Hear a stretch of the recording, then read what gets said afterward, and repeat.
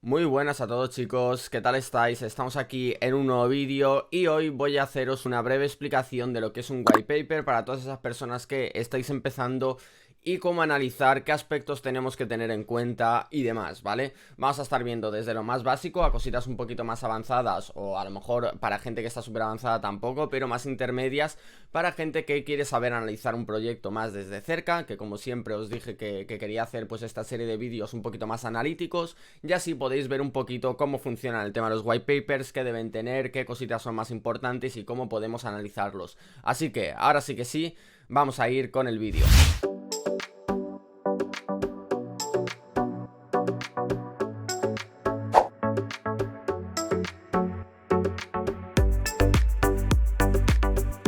Bueno, lo primero de todo, antes que nada, ¿qué es un white paper? El white paper, que básicamente la traducción es papel blanco, es simplemente una carta de presentación de lo que sería el proyecto, ¿vale? Simplemente ahí tenemos toda la información resumida, desde los aspectos a lo mejor en cuanto a lo que sería un juego NFT, por ejemplo, serían los aspectos más técnicos del estilo tokenomics y demás, también tendríamos lo que es el roadmap y también tendríamos aspectos más específicos de características del juego, ¿vale? Simplemente sería lo que es un documento, vamos a ver ahora un ejemplo. Obviamente es un documento donde tenemos toda la información resumida y donde podemos encontrar en principio todo lo que debemos saber acerca del proyecto o la mayor parte. Vale, vamos a poner un ejemplo por aquí para poder explicaros todo de forma correcta. Como veis, el white paper normalmente siempre lo encontramos en lo que son las páginas principales. Yo por ejemplo estoy en Intia State, el white paper lo tenemos aquí en el header, ¿vale? He escogido este white paper porque es un proyecto que traigo bastante al canal, me interesa bastante lo que es el proyecto y creo que puede estar interesante analizar lo que sería este white paper, o más que analizar el white paper, utilizarlo como ejemplo, ¿vale? Entonces vamos a meternos al white paper para que veáis un poquito cómo es, las personas que no hayáis visto nunca uno. Y aquí tenemos lo que es el white paper, ¿vale? Tenemos toda la información acerca del juego, y no solo del juego, sino también del equipo y demás partes más informativas, podríamos decir, o más personales de algunos de los desarrolladores. Bueno, lo primero que solemos encontrarnos siempre es un pequeño resumen de lo que sería el proyecto, con una pequeña carta de presentación, por así decirlo. Normalmente se incluye cómo funciona un poquito lo que es el proyecto en ámbitos generales y también en la red en la que se encuentra, que normalmente nos vamos a encontrar la BSC porque suele ser la red más famosa en cuanto a lo que sería juegos NFT. Obviamente hay muchísimas otras redes, tenemos Solana, tenemos un montón de redes por ahí que también están interesantes, como Polygon, como cualquier otra, pero principalmente lo que encontraremos será de la BSC. Si seguimos, como veis, tenemos información muy completa acerca de un poquito de todo, ¿vale? Normalmente, por ejemplo, en este caso tenemos las propiedades y las tierras, que son los NFTs. Aquí nos explican un poquito cómo funcionan, qué rarezas hay,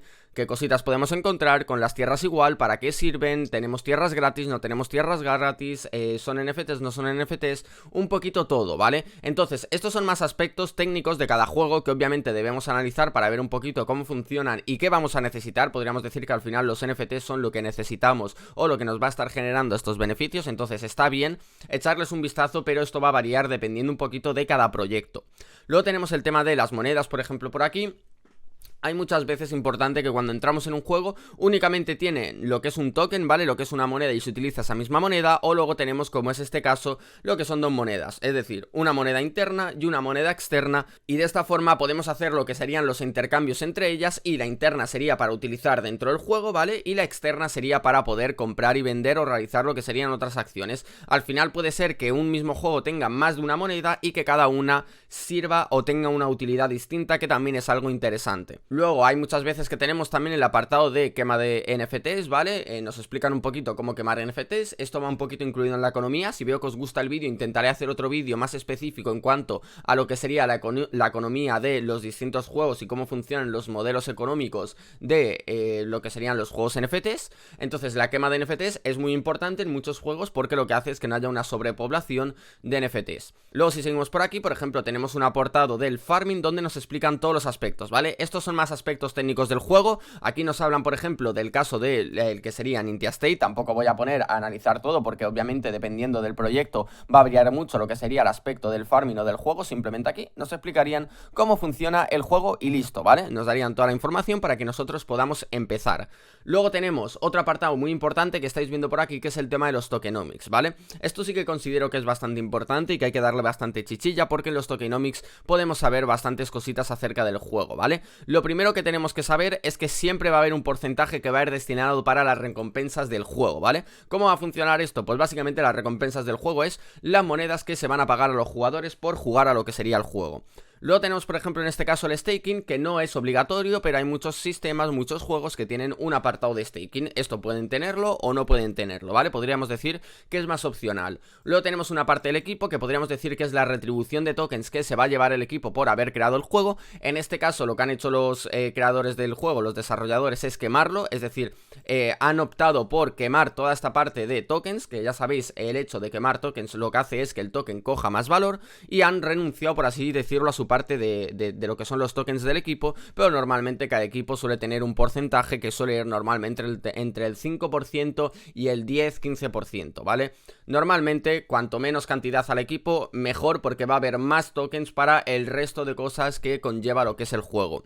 Luego tenemos un 6% para el mercadeo, que también es un poquito más opcional, podríamos decir. Tenemos para lo que es el DEX, es decir, para lo que sería en este caso, por ejemplo, PancakeSwap y los demás intercambiadores de tokens, una cantidad que vamos a aportar para el tema de la liquidez. Esto también es muy importante.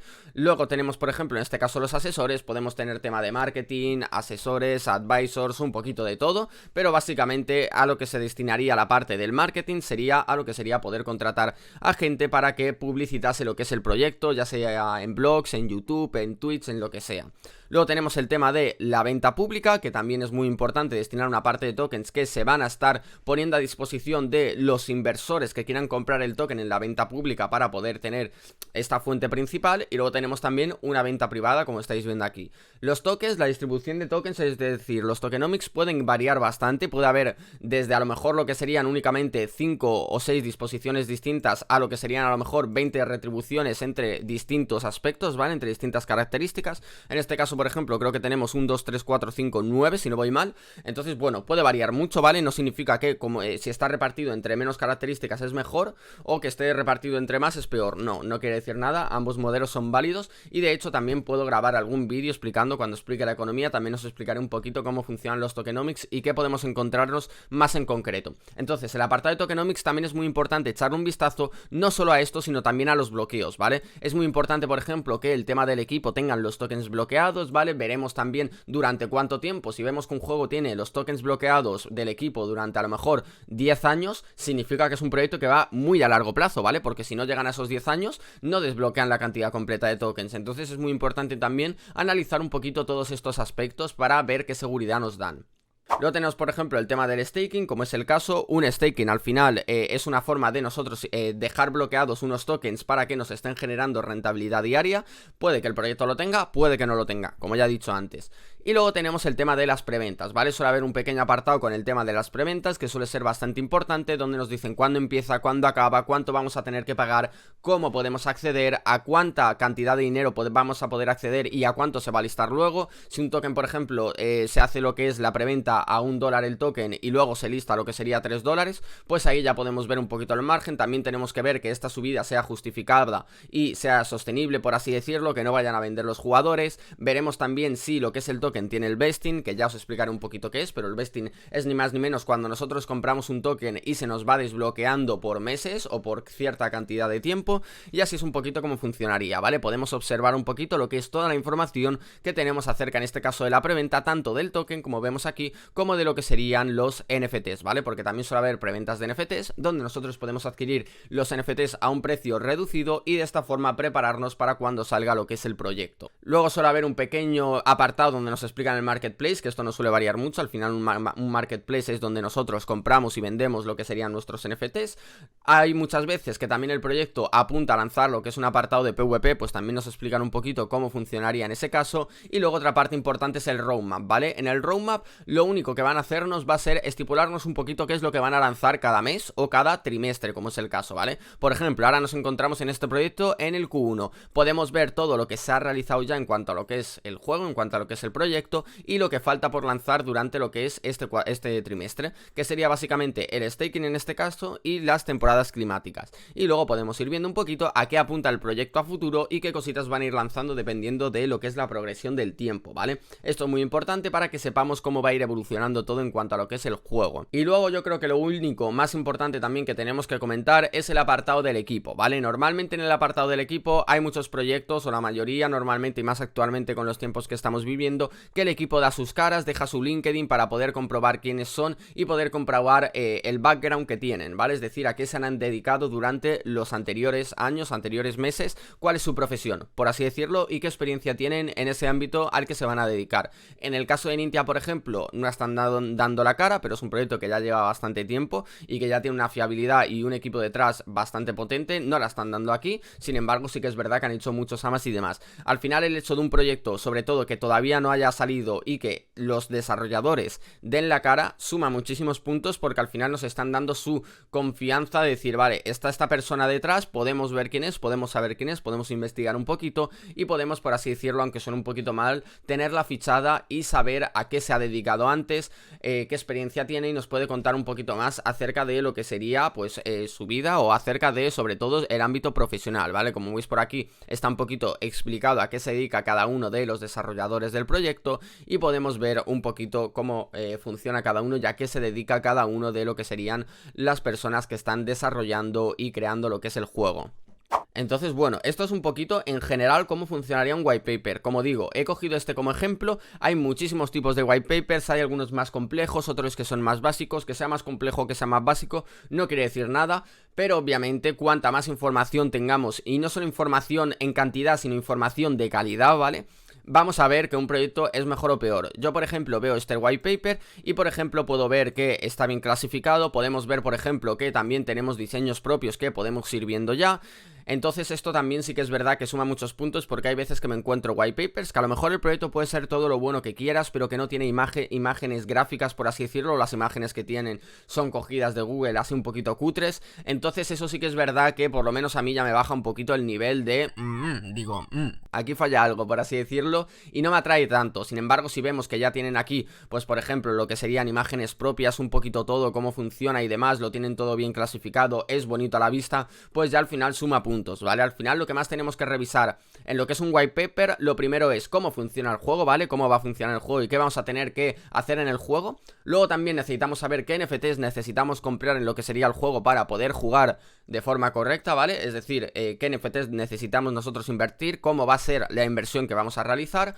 Luego también es muy importante saber cómo se van a realizar lo que serían los retiros. Aquí, por ejemplo, en el caso de las monedas, nos lo explican un poquito cómo se realizan lo que son los retiros en este caso y a cuánto sería la tasa de cambio. Esto también es muy importante. Y luego también está de más saber el tema de los tokenomics, cómo se van a repartir, cómo va a funcionar la economía, de dónde se van a sacar lo que serían los ingresos, cómo se va a rellenar lo que es la pool de recompensas, que obviamente ya hablaremos un poquito más adelante de todo esto, porque es difícil condensarlo todo en un mismo vídeo. Y también en el caso de que estemos en una etapa temprana de lo que es el proyecto, ver cómo funcionan las preventas por si queremos entrar en una etapa muy temprana y que de esta forma tengamos unos beneficios respecto a lo que serían el resto de jugadores. Así que bueno, chicos, esto ha sido un poquito todo lo que venía a comentaros hoy acerca de lo que serían los white papers. Espero que lo hayáis entendido todo a la perfección, y si no, como siempre, cualquier duda me la dejáis al toque por aquí en lo que serían los comentarios. Luego por Discord también recordad que estoy normalmente respondiendo las dudas que tenéis, y sobre todo en Twitch todas las noches que estamos por ahí haciendo directos hablando un poquito de la actualidad de NFTs,